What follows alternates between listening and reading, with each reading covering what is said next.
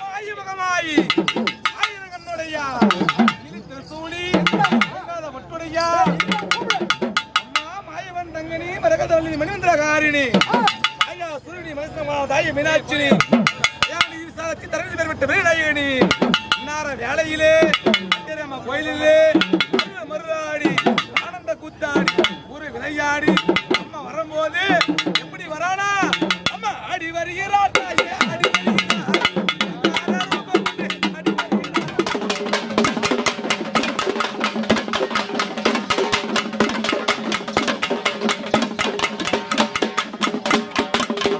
அம்மன் ஆடி வருகையிலே எப்படி வரா தெரியுமா?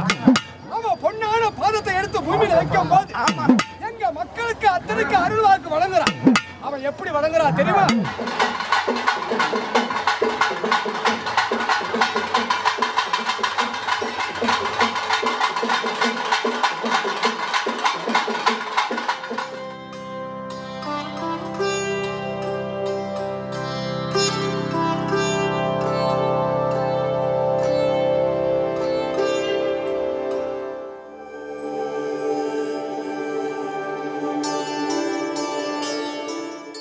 பல தெய்வங்களின் சிலையோ சின்னங்களையோ வைத்து பல பேர் ஒன்று சேர்ந்து ஊர்வலமாக இழுத்து வரும் ஒரு விழாவே தேரோட்டமாகும்.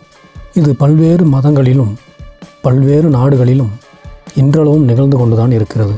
பன்னெடுங்காலமாக தேரோட்டங்கள் இந்தியாவில் ராமர், கிருஷ்ணர் உள்ளிட்ட வைணவ வழிமுறைகளிலும் சைவ வழிமுறைகளிலும் நேபாளத்தில் கடவுள்களுக்கும் மகான்களுக்கும் இது போன்ற தேரோட்ட நிகழ்வு நடத்தப்பட்டு வருகின்றன.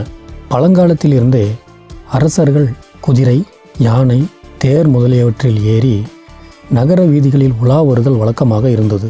இதை பின்பற்றிய கடவுள்களையும் வாகனங்களில் ஏற்றி வீதியுலா வரச் செய்யும் வழக்கமும் ஏற்பட்டது எனலாம்.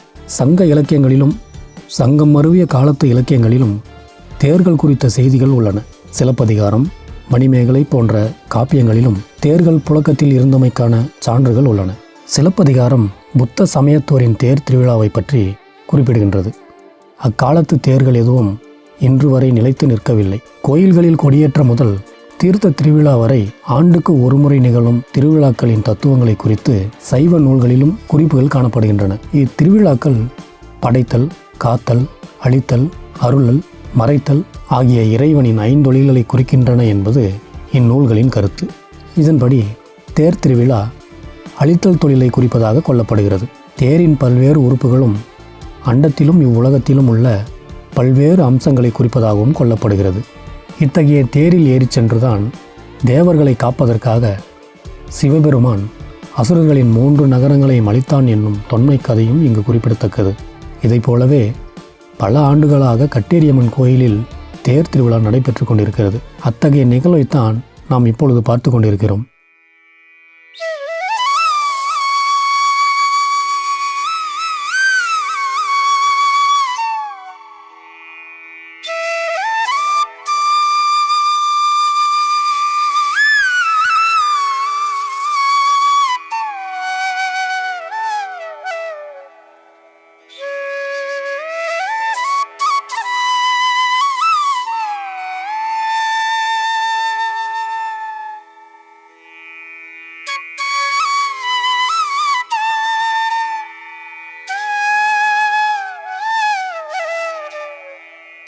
ஒவ்வொரு வருடமும் ஆனி மாதம் கடைசி வெள்ளிக்கிழமை கட்டேரியை சுற்றியுள்ள 5 கிராம மக்களும் ஒன்று சேர்ந்து கட்டேரி அம்மனுக்கு திருவிழா செய்வது வழக்கம். அந்த திருவிழாவை நமது அமேசிங் பக்தி தமிழ் சேனலில் பார்த்துருப்பீங்க. அதன் தொடர்ச்சியாக தான் இந்த தேர் திருவிழாவும் நடைபெறுகிறது. வெள்ளிக்கிழமை காலையில் இருந்தே தேரை அலங்காரங்கள் செய்ய ஆரம்பிக்கின்றார்கள். பல கோயில்களில் தேர்கள் மரங்களால் உருவாக்கப்பட்டிருக்கும். அதனை துணிகள், வாழை மரங்கள் வைத்து அலங்காரம் செய்வார்கள். ஆனால் இந்த கட்டேரியம்மன் தேர் தங்கத் தகடுகளால் உருவாக்கப்பட்டிருக்கிறது. அதனால்தான் இது தங்கத்தை போன்று தளதளவென்று ஜொலிக்கிறது. இதனை சுற்றி அமைந்திருக்கும் சிலைகள் அனைத்தும் ஐம்பொன்னால் உருவான சிலைகள்தான். இந்த தங்கத்தேரில் நடுநாயகமாக கட்டேரியம்மன் அமர்ந்திருக்கிறாள். அவற்றை சுற்றி பல தெய்வங்கள் அமர்ந்திருக்கின்றன. கட்டேரியம்மனுக்கு வலது பக்கத்தில் சிவன், பார்வதி, பஞ்சமுக விநாயகர், வள்ளி தெய்வானையுடன் முருகன், தில்லை நடராஜர், சிவகாமி அம்பாள், ஐயப்பன் போன்ற சைவ வழிமுறை தெய்வங்கள் காட்சியளிக்கின்றன.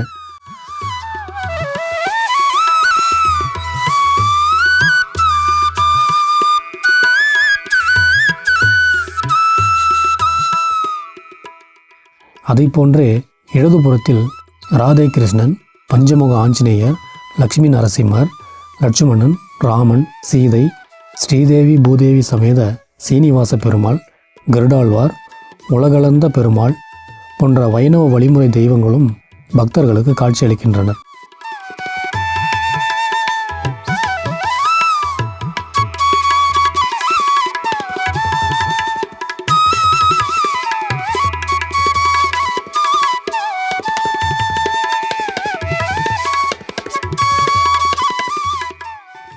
பின்புறத்தில் வனதுர்க்கையம்மன், நாரதர், காளி போன்ற தெய்வங்கள் காட்சியளிக்கின்றன. இதற்கு மேல் நிலையில் நடுவில் மகாபாரதத்தில் அர்ஜுனுக்கு தேரோட்டும் கிருஷ்ணர் மற்றும் தேர் அமைந்திருக்கிறது. வலது மற்றும் இடதுபுறத்தில் சூரியன், சந்திரன் சிலைகள் இருக்கு. தேரின் முன்பக்கத்தில் பார்த்தசாரதி பெருமாள் தேரை ஓட்டுவது போல் அமர்ந்திருக்கிறார். இந்த ஒரே தேரில் சைவம், வைணவம் என்ற இரு சமயமும் ஒன்றிணைந்து பக்தர்களுக்கு காட்சியளிக்கும் ஒரு அற்புதமான காட்சியை நம்மால் பார்க்க முடியுது. தளதளவென்று மின்னக்கூடிய தங்கத்தேர், அதனை சுற்றியுள்ள தெய்வங்கள், தேரை ஓட்டக்கூடிய பார்த்தசாரதி பெருமாள், இந்த தேரின் நடுவில் அமர்ந்திருக்கும் கட்டேரியம்மன், இவை அனைத்தையும் ஒன்றாக சேர்த்து பார்க்கும் பொழுது மகாபாரத போரில் கிருஷ்ணன் அர்ஜுனனுக்கு ஓட்டிய தேரை போலவே காட்சியளிக்கிறது. மேள தாளங்களுடனும் கரகாட்டம் போன்ற கிராமிய கலை நடனங்களுடனும் இந்த தங்கத்தேர் ஏராளமான மக்கள் கூட்டத்திற்கு நடுவில் இந்த கட்டேரியம்மன் கோயிலை சுற்றி வலம் வந்து கொண்டிருப்பதை நம்மால் பார்க்க முடியும்.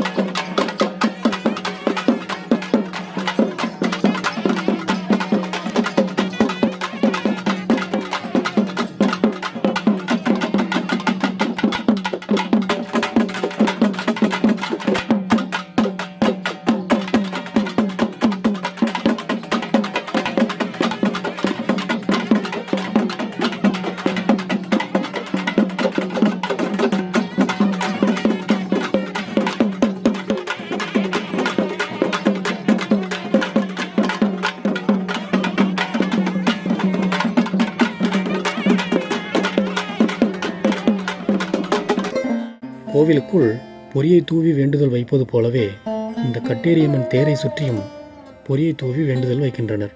எந்த ஒரு செயலையும் நம்பிக்கையோடு செயல்பட்டால் நிச்சயமாக பலன் கிடைக்கும்.